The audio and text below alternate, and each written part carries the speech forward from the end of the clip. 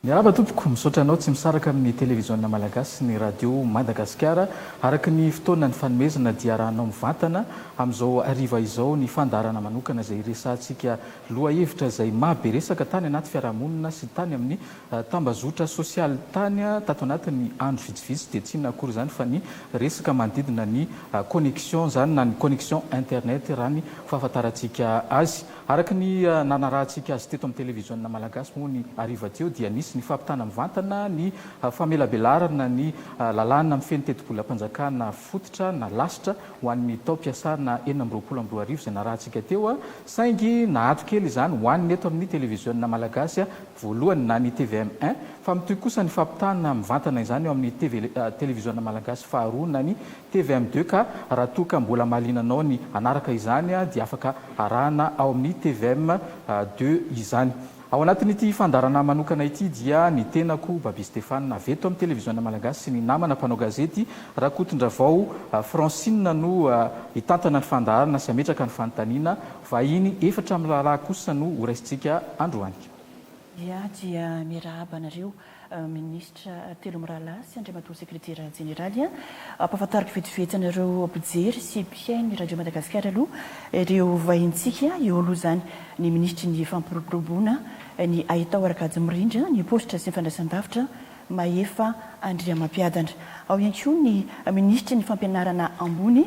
sy ny afikaroana ara-tsiansa ny professora Ravono Manantsoa Ndaoialy Mandavy atao akaiko ato eo ihany koa zany ny ministry ny serasera sy ny kolotsaina Gaskara Fenso ary ny sekretera jeneraly ny ministera ny toekarena sy ny tantanambola Razafin-Drakoto Iory Garis. Ya, araka ny taoriny ny nandefasanay ny bande annonce tamin'ny fampahafantarana moa zany ity fandarana ity dia ministra 4 no nampanantenaina zany fa ho avy eto fa araka ny narahantsika tamin'ny fampitana mivantana teo dia mbola eny amin'ny lapan'ny antenne miram-pirenena eny ny ministry ny fitantanam-bola-panjakana manao izay famelabelarina momba ny lalàna amin'ny feny teto-bola-panjakana izany ka izay no mahatonga ny hoe ny sekretera général ny ministera no tonga eto amin'izao fandarana izao. Fanontaniako voalohany ho anareo 4 amin'ny rahalahy loha hevitra ray no resantsika ny connexion internet nefa ataontsika hoe angaredon'ny ministera ao anatin'ny gouvernemanta no zava-misy eto amin'izao fotoana izao. Andriamatoa mpitondra teny ny gouvernemanta. Mankasiraka Babi Stéphane ankasitrana ihany koa Francine ary antirina ny araba moa zany ho azy efa telo mirahalahy eto ny ministra mirahalahy sy ny sekretera général ny ministeran'ny toekarena sy ny fitantanam-bola manantra ny araba ho antsika rehetra any atokantrano ao anatin'izao fandaran'izao nahoana tokoa no ministra telo sekretera généraly anankiray nefa loha hevitra anankiray no ifampiresantsika dia misy tepoka anankiroa zany zay tena lehibe indrindra ny voalohany loha dia te ampiseho ny fanjakana na ny fitondrana ny fanavozana ny repoblika fa ny gouvernemanta zany zay tarihan'ny andriamatoa premier ministre lehibe ny gouvernemanta dia mampiseho an'izay atao hoe firaisakina na ny solidarité gouvernementale fa eo ihany koa zany ny ataontsika hoe samy tafiditra ao anatin'ity raharaha ity avokoa ireo ministera efantota zany manoloana n'lay trangana internet sy ny mety ho vidiny zany. Ny teboka faharoa dia te ampiseho androany ny gouvernemanta zay tarihan'andriamatoa premier ministre sady lehibe an'ny gouvernemanta fa mihaino vahoaka ny gouvernemanta miasa ho an'ny vahoaka ny gouvernemanta ary mama ny olan'ny vahoaka ny gouvernemanta ny antony dia tsotra ihany. Ny eto anivo ny ministera ny télécommunication zany izy no mpiambivantana an'izay atao hoe opérateur téléphonique zay miandraikitra an'ireo internet reo ary ao anatin'ny départementa zay tantanan'izay. Nahoana no eto ny ministry ny fampianarana ambony sy ny fikarohana ara-tsiansa dia satria ihany koa anisan'ny nangataka ny sitraka an'izany atao hoe internet zany a ny mpianatra eny amin'ny anjery manontolo a indrindrandrindra ny fikarohana zay ataon'ireo mpianatra ireo a dia hitondra vaolana ihany koa zany a ny ministera ny fampianarana ambony ary ny farany de hoe nahoana no eto a ny ministera ny toe-karena sy ny fitantanam-bola de mazava ho azy a misy fifandraisany amin'ny lalàna mifehan'ny teti-bola ampanjakana itya resaka connexion internet ary mba tsy ho tompotrano miono ny vahoaka ny atokantrano dia miasa ny ministera ary manana ny atao hoe redevabilité na ny tamberina ndraikitra hitondra fanazavana amin'ny vahoaka malagasy satria zay a ny contrat zay ny fanarana ndre mato prime ministre amin'ny ministre tsirairay avy araka nambaranao teo moa raha nondrariny zany de tokony ministre ny toe-karena sy tantanam-bola no eto a sangitantsika teo moa zany a fa mbola eny amin'ny anteny mira-pirenena izy amin'izao fotoana zao a mivantana raha teo ny fandaharatsika ary mampiseho ihany koa ny télévision malagasy sy ny radio-pirenena ny amin'ny fanovana sady zay hoetitsika ny amin'ny fampiasana zany andreo kanal aloha ny tvm dia ny tvm1 sy ny tvm2 tvm2 zany notoetra ny fampitana mivantana amin'ny anteny mira-pirenena fa ny tvm1 zany loha no miato kely vetivety a ampitana nytya fandarana ity ary ny fara moa ny ministerany serasera sy ny kolotsaina moa mampitondra teny gouvernement ray a fa eo ihany ko moa zany amin'ny mahaseraserana azy zay a matetika afangaron'ny olona hoe connexion internet a aty amin'ny ministerany serasera fa eo zany ministera tena piana azy a sangy iombonanay ary miaraka miady izahay a ho an'ny vahoaka malagasy sainga many amin'ny akapiany fanazavana zay tsara fantatritsika vahoaka izay nitolona sy tompon'ny fahefana ary mampindrana fahefana anay a mitantana ny fitondrana fanavozana republika androany andriamatoa isany a anisan'ny fanotanindra izay tena hoe andrasan'ny olona valiny amin'izao fotoana izao amin'izao tsika 4 novambra amin'ny valo maherikely alina izao efa nidina ve tomboka amin'izao ora izao ny vidin'ny connexion internet angapanomentsika ny ministry ny fampiroboroboana na eto arakajy-mirindra ny valina misotranao nameny fitenenana voalohateny aloha dia manatitra ny arahaba ho atsika eto amin'ny plateau a manatitra ny arahaba ihany koa atsika vahoaka malagasy sy manaraka izao fandaharana izao raha tsotra sady mahitsy a mbola tsy nidina ny vidin'ny internet fa eo ampikarakarana azy isika ny antony raha ohatra hoe azavaina tsotsotra dia misy ny dingana zay natao a maro dia maro a fa ny voalohany andro voalohany nandraisana ny ministera dia efa ny fanantona tamin'ireo tompona andraikitra ny mpisehatra rehetra opérateur izahay maro dia maro ny fifanakalozana zay efa nataonay niaraka tamin'ireo opérateur ireo a na ny ekipan'ny ministera ihany koa dia efa nandrafitra planina zany ny arahana nama ny olana misy nefa ny sakana satria ny opérateur zany a dia mangataka ny amafana voalohany indrindra ny etra zay alohan'izy ireo a amin'ny telefona zay latsaky ny $100 mangataka ihany koa izy ireo a ny anafoana ny etra zay alaina amin'ny mobile monnaie mangataka ihany koa izy ireo a zay anafoanana ny droit d'assise zay eo amin'ny telefona io no sakana tsy afahantsika miroso ankehitriny misy fiatraikany be nefa ny izy io ary anjara asa ministera no mijery a zay tsy afatiny reniny sy tsy ambotry ny zanany ka eo amin'io sehatra io a ny etape manaraka zany azoko lazaina zay mety ameko ny namana amin'ny finance angambany anazava kokoa aiza ho aiza isika ina ny sakana tsy afahantsika miroso rena kely ihany andriamatoa ministra ao anaty négociation ozy ianao teo inona zany le tena fototra mampitarazoka an'le izy a miziriziry amin'ny heviny ve zany reo mpandraraha reo sa ny fanjakana ihany koa mety tsy mamototra ao anatin'izay hoe fifanarahana azo atao zay ny négociation aloha dia misy tonga ry zareo a name an'izay proposition izay nefa naraka ny teneniko anao teo a misy fiatraikany be amin'ny fiainam-bahoaka indrindrandrindra le etra zay ho avototra io zany satria mety anakana ny investissement amin'ny fanjakana zany amin'ny resaka fahasalamana na amin'ny resaka éducation indrindraindrindra ny resaka izay resaka etra zay moa zany ministra teo a mitodika any aminareo any amin'ny ministera ny toe-karena sy ny tantanam-bola ny tantara azo tanterana inona ny sakana tompoko ia manantitra ny fiarabana tompoko a tonga angamba dia valiko amin'ny lafiny anankitelo le fanontaniana resaka teti-bola moa zany izy ity satria raha vao lafiny araketra zany no resahana dia tsy maintsy manova lalàntsika zany amin'ny vakaketra dia misy akony amin'ny teti-bola voalohany indrindra aloha dia ny teti-bola araka ny hitantsika io dia efa diniana eo anivon'ny antenne miera-pirenena efa session plénière zany tsika zao tsy misy hoe dossier assistisika na ohatr' izany ntsony zany eo fa mba efa nomena fotoana kosa ny tao amin'ny assemblée nationale tsina satria efa napetraka tamin'ny 3 octobre izy io mba ahafahany manana zay le fenitra zay araky ny lalam-panorenana zany mandinika n'le volavolan-dalàna dia zay zany mahatonga atsika aloha amin'izao voalohany indrindra zany resaka le procédure le fenitra hoe tsy afaka ny mampiditra an'izany ao anatin'le volavolan-dalàna momba ny teti-bola zany avy hatrany amin'izao fotoana izao faharoa manarakaraka zay misy principe tena ngeza zany amin'ny resaka fitantanam-bola-panjakana dia misy hoe règle de prudence zay zany hoe mila malina rehefa mamotsitra hetra zany ianao dia fantatra aloha dia tsy miditra le hetra dia marina fa mety misy fiantraikany amin'le fampanantenana zany hoe iroborobo le sehatra sy ny sisa fa ny règle ny prudence zany dia mametraka hoe ny risque tsy maintsy ampidirina ao anatin'ny volavolan-dalàna zany rehefa manao budget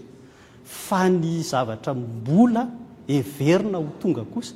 tsy sura dia tsy azonao atsofoka anatina budget zay mihitsy zany anisan'ny condition amin'ny équilibre ny budget tamin'ny akapobeany manahoana ny fivoaran'ny vola miodina amin'ireo opérateur téléphonique sy mobile reo eto Madagasikara manahoana ihany koa ny vola ampidirin'izy ireo amin'ny kitapom-bola-panjakana amin'ny akapobeany raha tamin'ny 2023 zany zao dia tany 1600 milliards tany ny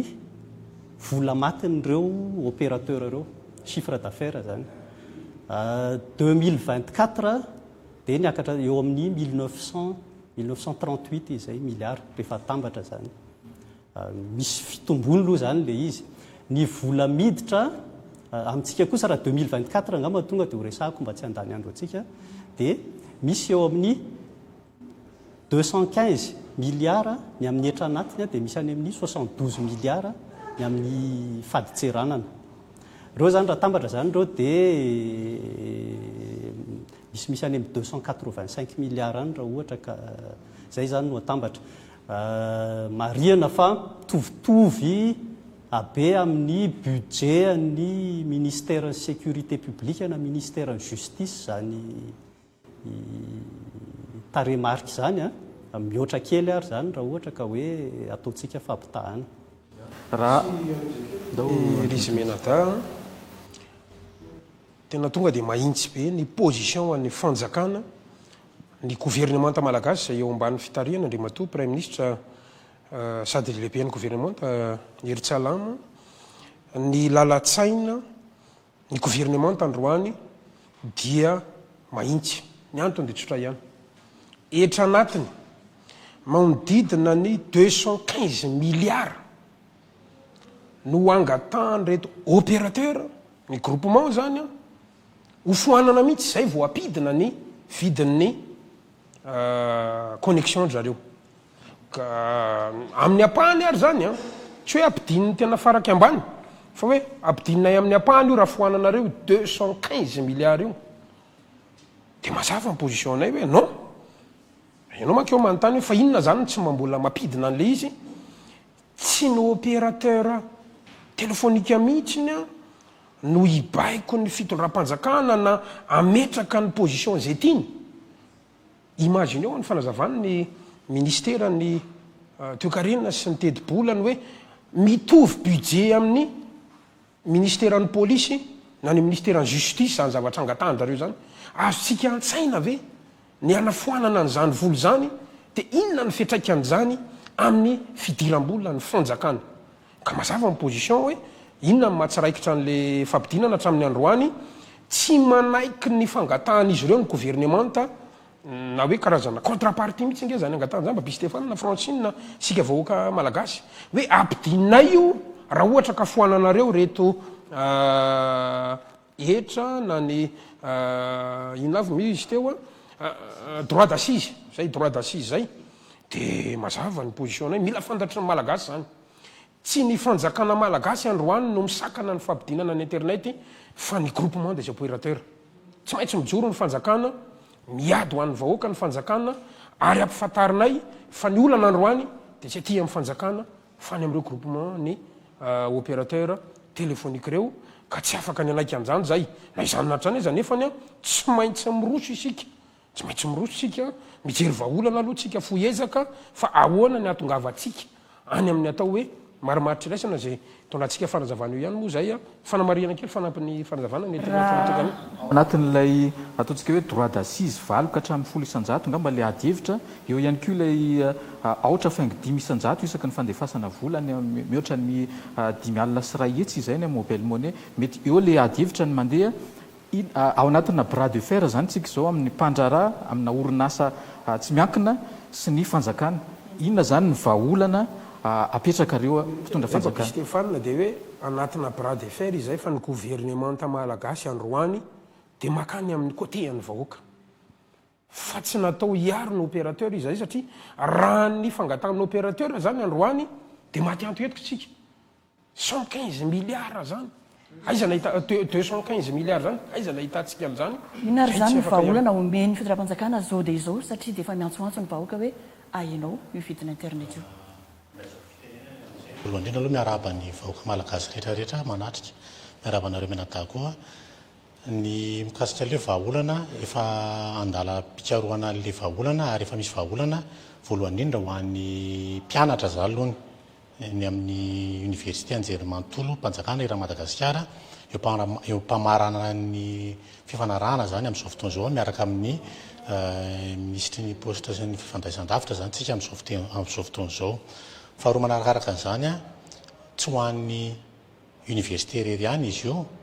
izay internet ataontsika hoe amin'ny vidiny tena farak'izay mora ho an'ny mpianatra fa ho an'ny any amin'ny hôpitaly sy ho any amin'ny biblioteka ihany koa ny anisan'ny mahatonga anay tokoa moa araka ny tenen'ny namana ministra ny serasera teo a de hoe ampiasa ireo voka-pikaroana izay natao mpianatra indrindrindrindra zany a ny eny amin'ny école supérieure polytechnique ao amin'ny mention télécommunication mikasika ny fikaroana mikasika ny vahaolana hoe ahoana ny fomba anampiana ny resaka fifandraisan-davitra ny amin'ny télécommunication anatin'izany ny ohatra hoe ahoana ny déterminena ny prix ana licence ana 5G izay mbola tsy misy amintsika amin'teny zao zay tokony atao amin'ny fanjakana faharoa manarakaraka an'izay a ahoana ny fomba ahafahan'ny fanjakana manara-maso ny fampiasana ny appel ny internet zany hoe ny data satria tsika tsy manana moyen ahafahana manao an'izay zavatra zay no ny antony hoe raha ohatra zao misy olona mividy crédit de tsisy facture nefa ny misy vola tokony miditra amin'ny fanjakana amin'ny crédit vidiny zany hoe mpanjifa zany mandoa lizo amin'ny fanjakana fa tsy fantatra fanjakana ohatrina le tokony alohan'ny mpanjifany aminy any zay andao zay de io zany le mametraka dispositif matériel ny fanjakana zay voka-pikaroana kosa izy ateo a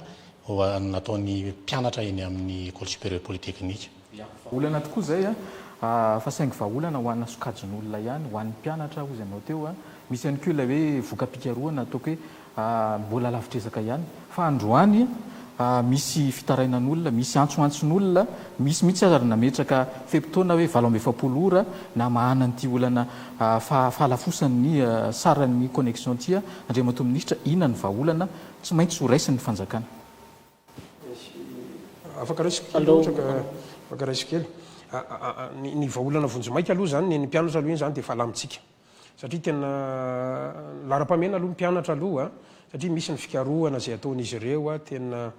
fanamavainana ny mpianatra eny amin'ny anjerimanontolo zany zay isaoratsika ny ministera ny fampianarana ambony sy ny fikaroana ara-tsiansa isaoratsika ihany ko ato amin'ny télécommunication ao anatin'izay procédure zay efa ilamma zany manirana Madagasikara fa akoatran'izay ihany ko dia anisany eo andalany koa tsika fametrahana zany ahoana ny mavainana an'izay connexion internet zay eny amin'ny bibliothèque eny amin'le trano misy bibliothèque reny torak'izay ihany ko eny amin'ny hôpitaly zay tonga dia andalana ao anatiny ataontsika hoe vonjomaika zany zay satria tena maika zay sy ilainy ho an'ny sarambambe kosa dia miantso ny vahoaka zay andao hiaraka aminay fa tsy maintsy miady ny tombotsoa vahoaka zay fa tsy ny tombotsoan'ny opérateur ka ny vahaolana zany zay ho raisina rehefa tsy anaiky ny marimaritra iraisana ireto groupement ny opérateur téléphonique reto dia ampiasa ny lalàna eo ampelantanana ny fitondram-panjakana na ny fitondrana ankehitriny manoloana anreto opérateur reto rehefa tsy anay koa zay zany akoatran'izay ihany koa dia isy ny fanokafana na hoe osokafana an-tsena zany hoe ny concurrence ihany koa miantso atsika rehetra mpandrarà zay afaka ny faninana amin'izany tontolon'ny internet eto Madagasikara izany na mpandrarà ianao na manam-pahaizana ianao na vanivelany tony ataotsika amin'ireny Starlink reny zany fa hosokafantsika lehibe io satria raha mbola tsy misy concurrence koa reto opérateur zay ambaratsika fa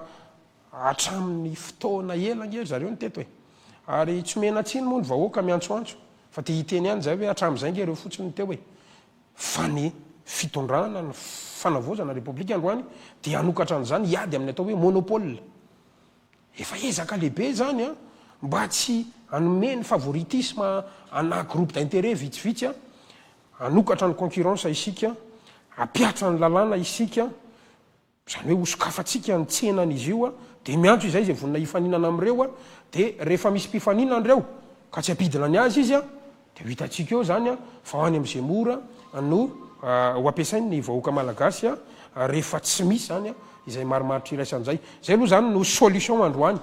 zay omena ny vahoaka malagasy satria miasa ary mieno ny etaeta ny vahoaka malagasy izay aza matahotra nareo fa be deaibe manko no miresaka hoe connexion zany ve aloha maika androany misy kosa aloha ny tena mila an'izany ho an'ireo tanàn-dehibe miresaka vidim-piaina antsika miresaka mividineta antsika ho avy zany tompoko ary misy ministra sy ministera tompona ndraikitra zany ho avy matetika eto amin'ity fandarany ity satria izay ny atao hoe lalatsainy ny fanavozana androany mitondra vahaolana ny ministera tsirairay avy ary raha tsy misy vahaolana dia tsy afaka miakatra eto izay ka akoatran'izay vahaolana efa noentina izay dia io ihany koa zany ny vahaolana mba ahafahantsika manokatra sy ahafahantsika ihany koa zany manao pression andreto groupement na opérateur téléphonique reo zay ngamba no akapiany azontsika omena ny vahoaka malagasy androany anisan'ny tsaroky tondra ihany koa ndre mato ministra ny fitarana ny vahoaka hoe mora lany kely ny connexion amin'izao fotoana izao mitombona ave zay fitarana vahoaka zay zay fanamarian'ny vahoaka zay hoe mora lany tsy piakely efa narosiny namana ministra ihany izy teo ankehitriny ny fanjakana tsy manana moyen na outil ahafahana mandrefy izay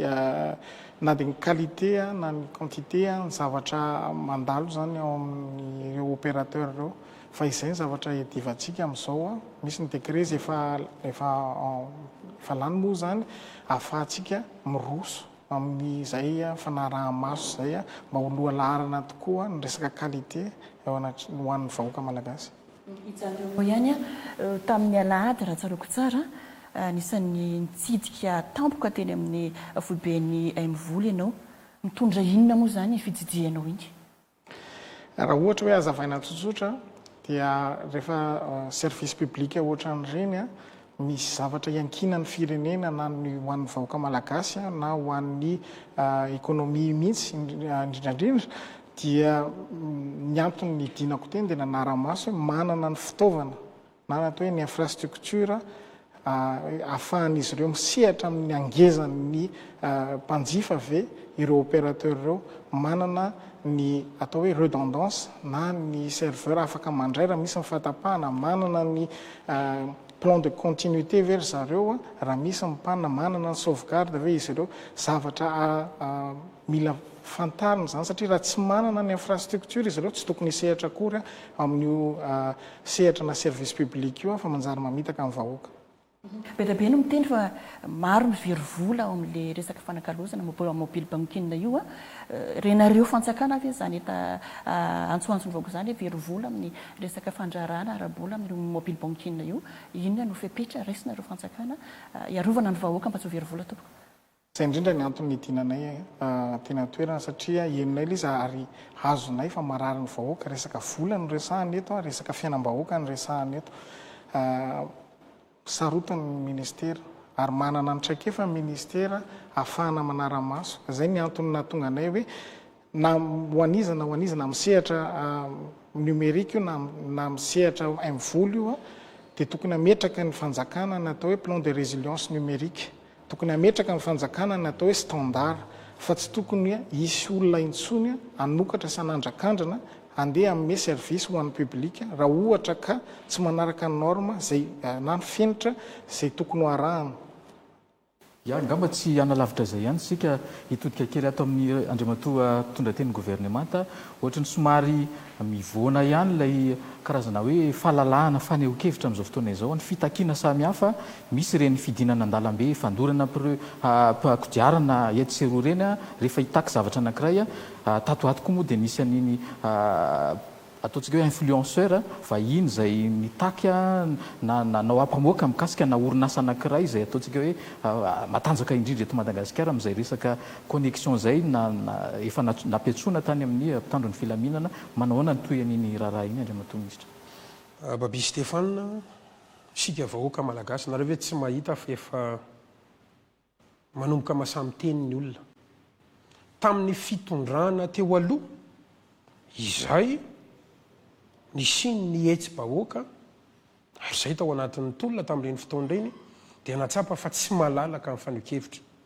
Androany kosa aloha miara-manaiky tsika fa nany anaty tambadrotra serasera na eny an-dalambe niza dia tena malalaka ny faneho-kevitra manaiky an'izay ngambantsika fa zany anaty zany izy nefa hitatsika raha miresaka ianao zany amin'ny tranga manokana momba ny dilanina moa iny dia hitatsika ihany fa misy ny mezaka mivoyan'izany lasa mamadika ara-politika aty amin'ny fitondrana izay mijoro ankehitriny aoka zava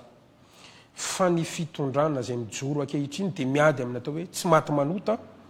izay ny mety mahatonga reny perquisition maro samihafa reny fa raha makasika n'iny tranga iny dia araka ny fantaritsika fa fitoriana tompona andraikitra na opérateur anankiray dia napiatra ny gendarme fandroany ny alina n'iny any dia navoaka ary ny lalatsaina zay noentina andriamatoa filohany ny fanavozana ny repoblika dia ny hoe aoka izay ty misambisambotra olona ity amina tsy ara-dalàna fa tsy hoe rehefa vahiny dia salam'izany dia efa nivoaka izy iny zany. Faharoa hitatsika ihany koa fa hoe tokony akatra fampanoavana sy ny sisa fa noho ny fanajantsika an'izay atao hoe liberté d'expression zay dia tsy nisy nge zany androany dikan'izay zany tsy ny fanjakan'androany mihitsy no anena na anidiny atao hoe fahalalana fa tokony tsy anaiky ny fandrika sy ny farebrena zay ataondreo atao hoe tsy matahotody isika fa tsy avy amin'ny fanjakana velively zany na zany natrany aiza nefa dia miantso atsika marina fa malalaka tsika fa ny malalaka tsy midika hoe samy afaka manao zay tiany atao avokoa samy afaka miteny zay tiana ho tenenina avokoa fa tsara ihany zany zavatra voamarina voalanjalanja ananana porofo ny zavatra resantsika fa eto ny fanjakana hiaro atsika fa ikosa tsy miaro tombontsoa an'olo tokana isika ka raha makasika ny trangina dia efa mazava ngamba zay sary zay navoaka ny fitondram-panjakana ary malalaka tamteraka ny fitsarana amin'ny fanapaha-kevitra zay nraisiny ary androany zany hitatsika fa tsy manana an'izany eritreritry zany ny fanjakana farany mitoy an'le fahalalahana ihany alao ngamba nijerentsika amin'ny fijery mazava hoe tsy avetrany isika dia tonga dia hitsara ohatra ny televisionna malagasy zao dia misy olona miresaka any amin'ny hoe tsy afaka maneho hevitra ny tranga misy eto amin'ny televisionna malagasy androany rehefa no amarinina dia misy olona tonga hoe zay anao fanambarana zo dia zao dia tsy possible hoe voatonga any ianao dia anao fanambarana ianao dia vo tsy avoaka dia tsy malalaka ave zany tvm fa ndao koa sika mba manalaka fandaminana misy olona zao tonga hoe zay mba te anao fandarana dia raisitsika daholy zay tonga ato nampanohatra izy napomba n'izao fitondrano zao fa kosa mba misy andro hoe itya ny andro ny atao hoe fandarana raha misy olona tonga androany misy olona tonga rapitso dia zay tonga voalohany ampidirina voaloha fa tsy hoe tonga androany ianao dia rehefa tsy voaray androany ianao dia tsy malalaka zany tvm zany zavatra zany mila fantaritsika satria mba asitsika fandaminana zany le izy fa tsy hoe tonga ianao am'roa dia vo tsy mandeha am'rosy fefa n'le fanambaranao na ile fandaranao dia tsy malalaka ny tvm fa ny tena tanjosika zany dia hoe mba hahafahan'ny olona rehetra maneho hevitra ary mbola ho avy moa ny conception ny fandarana rehetra hatramin'ny adihevitra eo ampomba sy ny mpanohatra zay anomezatsika endrika an'izany atao hoe fahalalana zany amin'ny akapeany babisy Stéphane. Ny faraparanatsika ny resaka andriamatoa isany fa ny teny ohatako fotsiny dia hoe mety ho tapaka ave zany ny tady eo amin'ny orinasa zay mikirakira ny internet sy ny fitirapantsakana teny fanana ry tompoka angamba ny atolotra ho an'ny mpitondra teny gouvernement anazy ngamba ny tsy hoe mety ho tapaka fa deadline nometsika anazy fitondram-panjakana malagasy ny gouvernement malagasy itarian'andriamato prime ministre lehibe an'ny gouvernement sy ny ministre tompon'andraikitra dia vonina ny ifampiresaka ary isy moa ny convocation indray zany ho atao an'ireo groupement na opérateur téléphonique reo fa nazanonatra zany a dia rehefa tsy misy marimaritsy raisana dia misy ny lalàna eo ampelantanana ahafahan'ny gouvernement mametraka zany a an'izany fatapahan'ny tady zany a eo amin'ny rotonta ny faharoa dia araka nambaraka teo a tsy maintsy hosokafatsika ny tsena mba isy ny atao hoe fifaninanana mba isy ihany ko zany ny concurrence zany a satria rehefa manjaka tokana nge izy ireo dia zay mampatonga an' zareo mibotsina androany matetosika voaka malagasy raha 215 milliards zany no avototritsika kosa ho tambo mifampidinan'izy ireo ny connexion tsy afaka isakrifeana budget ana ministère anankiray tsika ho an'izay filanana sitrapony mpandrara anankiray ka zay ny antsona malagasy hoe andao tsika hiaraka fa miady ho anareo zay neno anareo ny fitondram-panjakana androany a fa tsy maintsy miaraka tsika mifandray tanana ho an'ny tombontso ho an'ny malagasy fa tsy tombontso ho an'ny olo-tokana ka dia raha misy anareo mpandrara zany dia fa manao andro sady androany ny gouvernement anokatra ny tsena isika rehefa tapaka zany zay tady zay a ahafahan'ireo orinasa zay mifaninana dia anapirofo ny fitondrana zany androany fa misy ihany koa ny fisokafana sy ny fahalalany fandrarana fa tsy ny ampimamba itsony no anjaka zany a eto madagasikara eto a izay ny vaolana zay hoentin'ny fitondram-panjakana androany ho atsika rehetra farany moa zany a na dia nisy ary zany rehetra zany dia efa mirosatsika amin'ny fampianana farak'izay tratra indrindra satria mety misy fandraisana anjara kely ny olona ihany zany a ao anatin'ilay mpianatra eny amin'ny anjery manontolo a eny amin'ny hôpitaly a eny amin'ny biblioteka reny moa zany dia tonga dia hiatra satria eo andalana mpamaranana ny fametrana mipitsipitsy ny ara-teknika tsika soratra avoka eny ary ny farina sady ny fandarantsika inoana fa misy azo tsakotsakoana izay resadresaka ny fanaovana tamin'ireto tompona andraikitra efatra amin'ny rahalahy eo anivon'ny gouvernemanta ireto a inoko fa nalianantsika mpanaraka ny fandarana manokana zay miainga mivantana eto amin'ny télévision malagasy amin'izao ariva izao isorana ianareo efatra amin'ny rahalahy nanaiky ny tafatafa taminay a tao anatin'izay fotoana izay a isorana ihany koa tsika zay nanaraka mivantana ny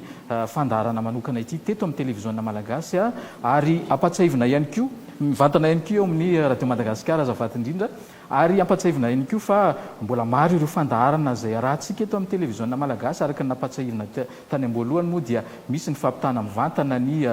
famelabelarina ny lalàna mifeny tetibolam-panjakana lasitra na ny loi de finance initiale 2024 zay arahantsika amin'ny TVM2 amin'izao fotoana izao ka mbola ho arahantsika miverina eto amin'ny TVM1 ihany zay rehefa aveo fa mialohan'izay dia ao aorian'izao fandarana izao dia anaraka ny vaovao an-tsary ny télévision malagasy tsika eo amin'ny 10 minitra ka hatramin'ny 20 minitra io isorana tsika rehetra tompoko andriamatonindrisitra mbola misy ambara matetipiafaka nefa mba mampirearea atsika kosa fa izo plateau zay nandraisana ny fandarana zao a dia ato amin'ny télévision malagasy a ny fitaovana rehetra zay nampiasaina dia ny télévision malagasy a ary miroso makany amin'ny fanavozana ny télévision malagasy isika zany hoe amin'izao fotoana zao sady afaka manaraka ny fandarana ito ianareo raha mivadika amin'ny TVM2 zany nareo manaraka neny amin'ny anteny mera-pirenena ny RNM moa dia hitatsika fa miroso ihany keo anatin'izay fanavozana sy fanatsarana ny kalitao zay ka dia mba tsara ihany mampafantarantsika hoe any malagasy ity télévision malagasy ity any malagasy ity radio pirenena ity a miroso makany amin'ny fanavozana tsika ary reharehantsika malagasy a izany atao hoe fanavozana zay efa hoentintsika sady a atao anatin'ny serasera izany fanamarina tsy an'izay mpitantana vaovao dia fomba fiasa vaovao raha teo ihany koa no entina amin'izao fotoana izao eto amin'ny télévision malagasy misaotra antsika nanaraka ny fandaharana tapitra ny fandaharana misaotra tompoko